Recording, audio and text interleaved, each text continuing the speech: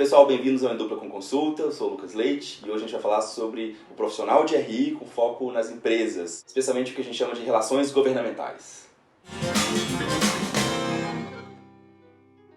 Aproveita que você está aí, se inscreve no canal, ativa as notificações, curte esse vídeo, deixa seu comentário que a gente vai começar a ler nos próximos vídeos, fica atento. Usa a hashtag DCC Responde e segue a gente nas redes sociais, as minhas, as da Fernanda e as do canal que vão aparecer aqui embaixo. Para falar sobre esse tema, a gente trouxe uma amiga muito querida, maravilhosa, que é a Tainá Dias Vicente, que trabalha nesse ramo e que estudou com a gente lá no mestrado. Então, por favor, Tainá, apresente-se. Oi, eu sou a Tainá, fiz mestrado com o Lucas, do Santiago Dantas, faz tempo, né, amigo? Vamos falar de anos, né, de períodos. Estamos completando aí alguns anos já que terminou o mestrado. E por uma licença maternidade, à época, eu tive a oportunidade de começar a trabalhar nessa área. Eu entrei para trabalhar numa associação, que é uma organização privada das indústrias, para defender os interesses de uma indústria específica, que é a indústria da carne de frango. E eu não fazia nem ideia de que a gente era o maior exportador de frango do mundo. E o chefe que tava comigo na época falou: Tainá, você não tem ideia para onde o frango pode te levar, para os lugares do mundo que o frango pode te levar. E de verdade foi muito incrível.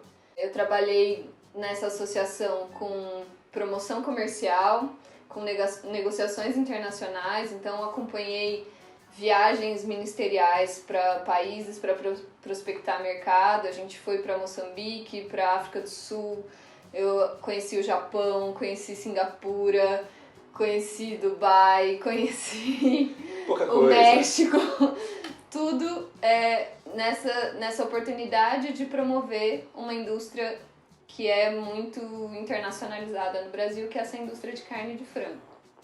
Tainá, conta pra gente então como é que você fez essa transição da academia, do mestrado, que você estudou não proliferação nuclear, né, relacionada à Índia, e foi pra empresa privada, foi pro setor privado.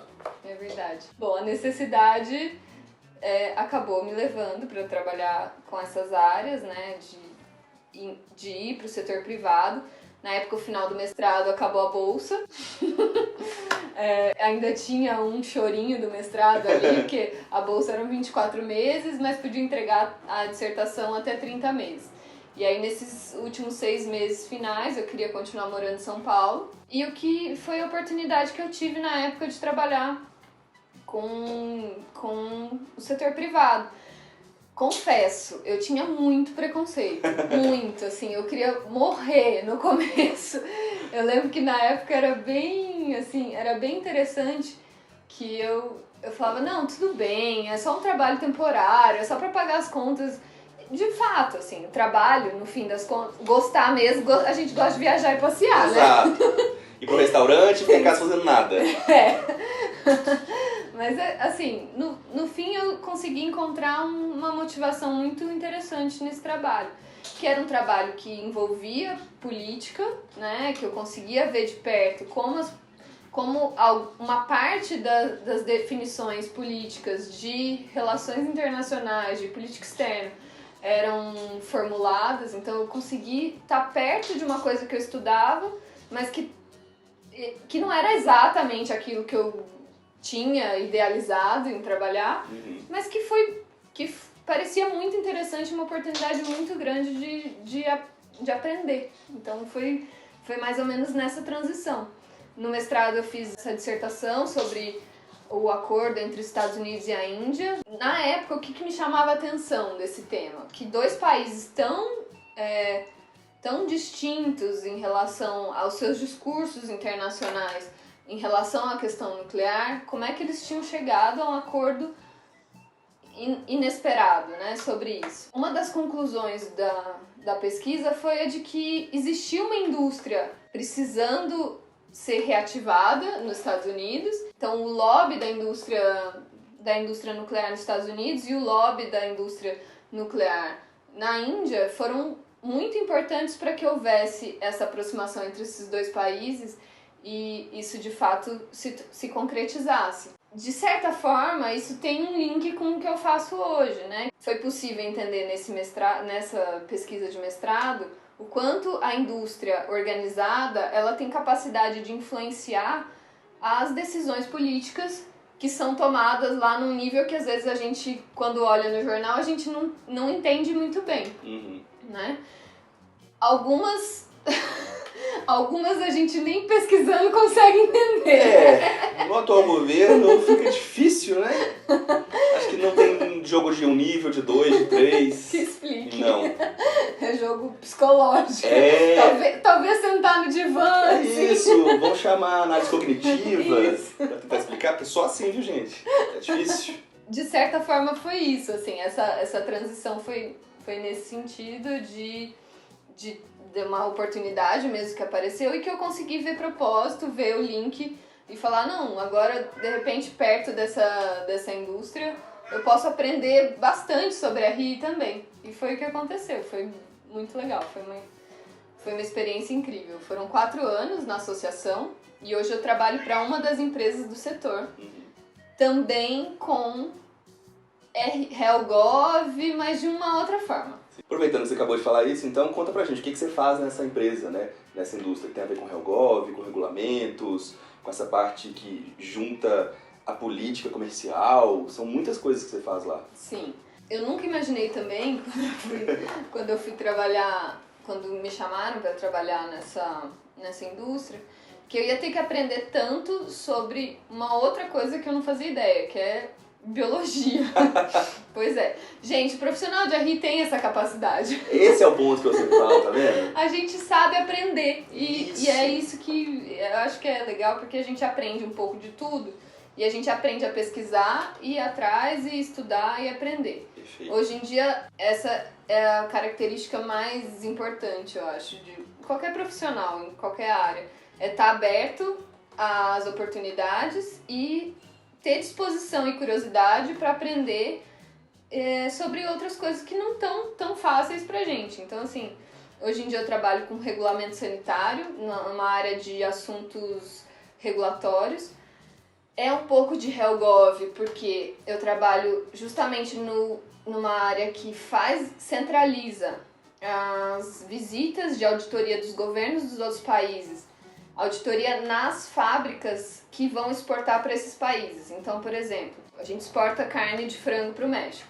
Vem o auditor mexicano e vai lá ver se essa fábrica tem realmente condição de exportar para aquele país. No Brasil, a gente exporta frango para mais de 150 países.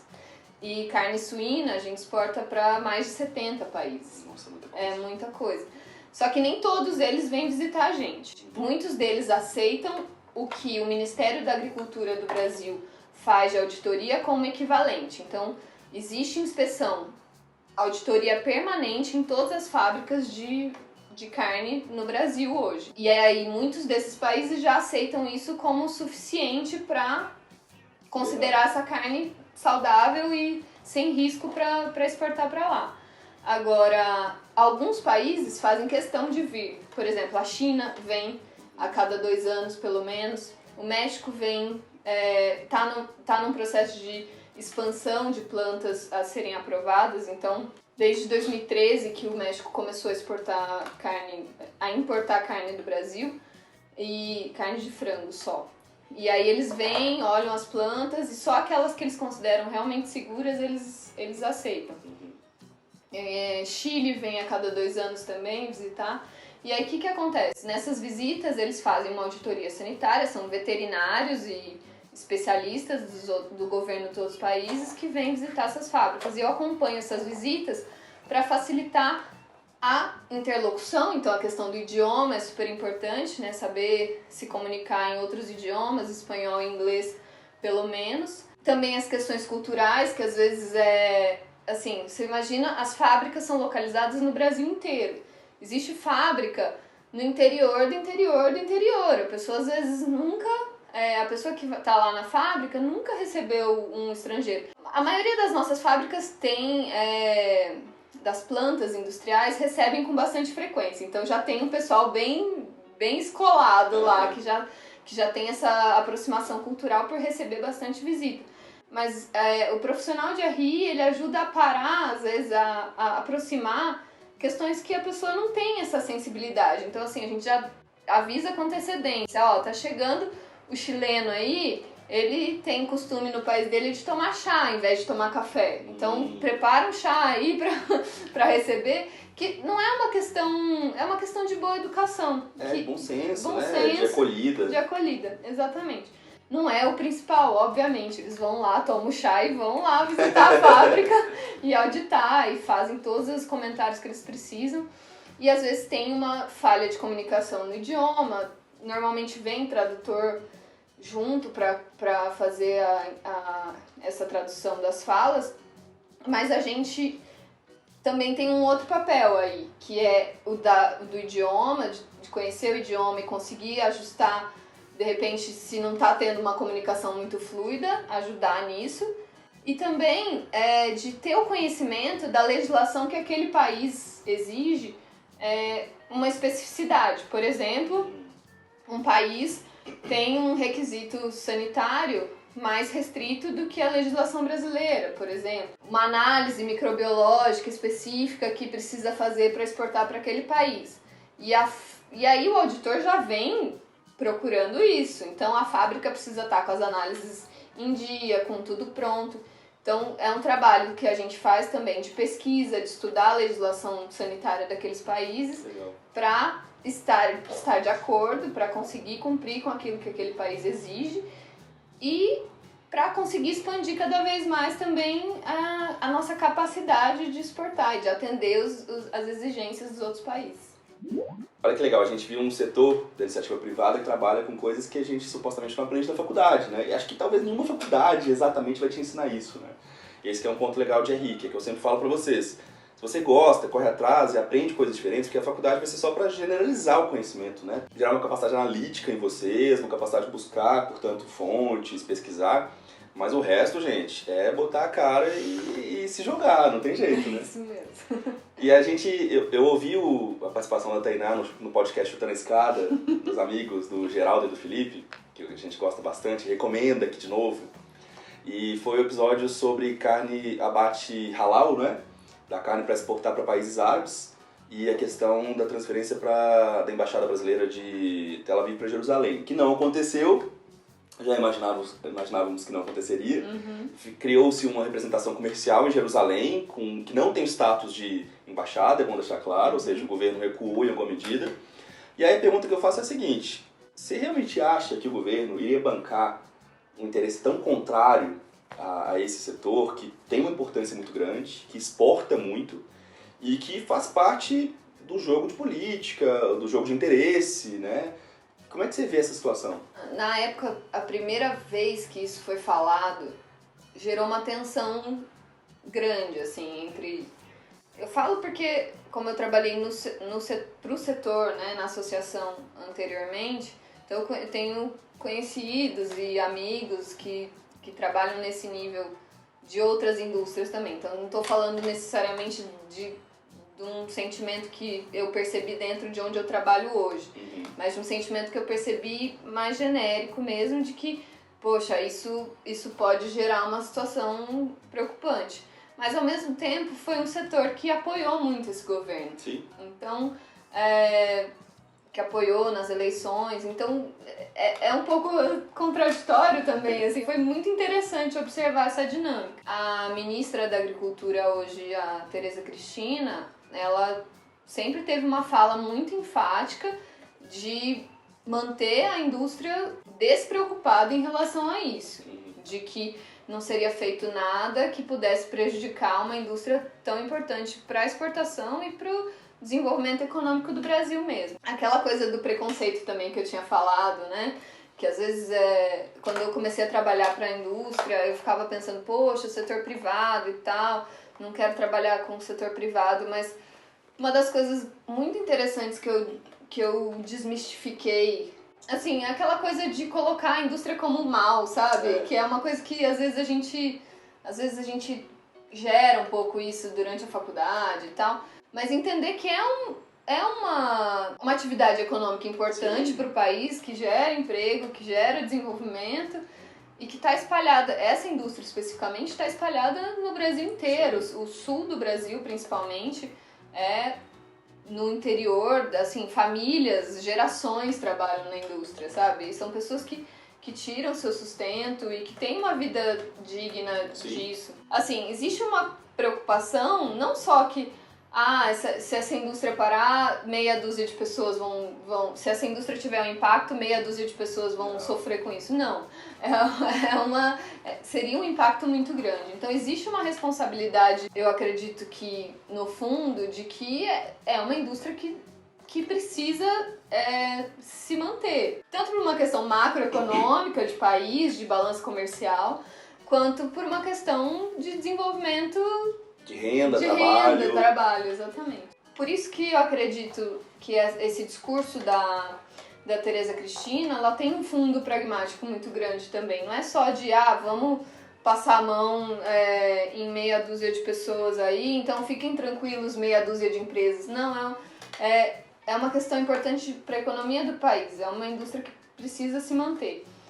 Então, eu acho que isso está muito claro para o nosso governo, de que não tem como simplesmente ignorar o papel dessa indústria, e é uma indústria que tem uma organização de setor privado que se faz ouvir muito bem também. É uma indústria importante economicamente, é uma indústria organizada politicamente, né? Um setor privado que se organiza para os seus interesses, para defender os seus interesses. Então, por essa relação mútua de dependência, eu acreditava desde o princípio que não ia haver nenhuma ação que fizesse com que esse setor se prejudicasse.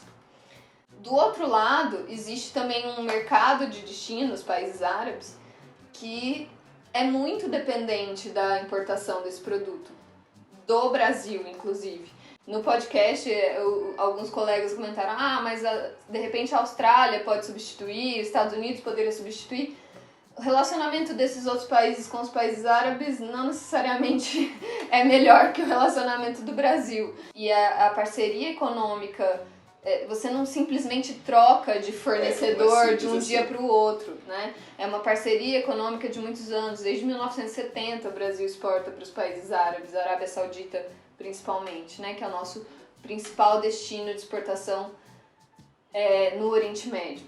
Então, analisando pragmaticamente, o meu palpite era de que realmente não fosse haver nenhuma retaliação, nenhuma mudança drástica nesse sentido. O que aconteceu na época do podcast, eu tava até de férias, o pessoal começou a mandar o WhatsApp, Tainá, o que aconteceu? Fechou um monte de fábrica, não estão podendo exportar mais da fábrica tal. É uma questão de motivação de fundo pra gente que trabalha com isso, motivação econômica mesmo, comercial. Barreiras não tarifárias. Barreira não tarifária, porque existia um fluxo muito grande de exportação para lá.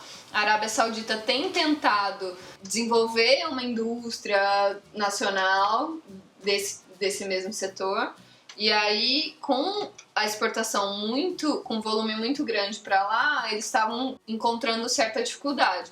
Então eles fizeram essa desabilitação de várias fábricas, no meu ponto de vista, né, como uma forma de controlar o fluxo de importação mesmo.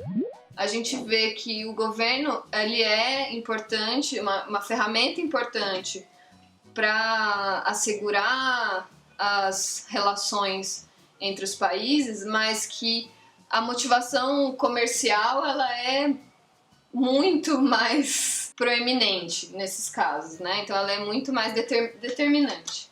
Olha que interessante, a gente falou em algum momento já, se não me engano, dos jogos de dois níveis, do Putin, né? E é justamente essa lógica de que existe um tabuleiro, que você tem um aspecto internacional e um doméstico, e você tem os atores domésticos pressionando o governo, e o governo é pressionado pelos atores internacionais em relação a essa barganha constante. E é exatamente isso. Não é como se a Arábia Saudita fosse esse país fechadinho, cada país árabe fosse uma coisa fechadinha com interesse único. Pelo contrário, né? E a religião não é o único fator, gente. O povo tem mania de achar que botou o Oriente Médio no meio, é só religião. Árabe é religião. Não, gente, eles têm grupos de interesses próprios, internos, têm interesses domésticos, econômicos, comerciais, tem muita coisa em jogo aí. E aí, esse profissional faz justamente isso, tentar entender quais são essas motivações, né? E o que pode fazer para tentar melhorar essas relações. Óbvio, quando entra a política no meio, e aí quando entra a política no sentido mais ideológico, como é o caso atual, as coisas ficam mais nebulosas, né? Então, o analista internacional serve melhor ainda pra isso. É isso aí. Maravilha. Bom, se você gostou, aproveita e se inscreve aqui no canal, ativa as notificações, curte esse vídeo. Exatamente, a Tainá já sabe tudo. As redes sociais da Tainá apareceram lá atrás, vão aparecer aqui de novo pra você. E, bom, obrigado demais, Tainá. Nossa, eu adorei. Ai, tá bom, finalmente me visitou pela primeira vez. Olha que absurdo. Só assim. E, bom, mandem as perguntas que vocês tiverem, os comentários de vocês. E a gente espera chamar a Tainá em breve pra conversar com a gente de novo. Tá certo? Tchau, tchau. Tchau. Relaxa. Tem que tirar as costas da cadeira, eu posso Não, ficar bem encostada. isso, joga, arrasa. Bem. Cadeira aqui, deixa eu só Não, socar tá aqui, tudo pronto, bem. tudo bem. Qualquer coisa que segura. Nossa, imagina. Não, a Fê caiu uma vez, acredita?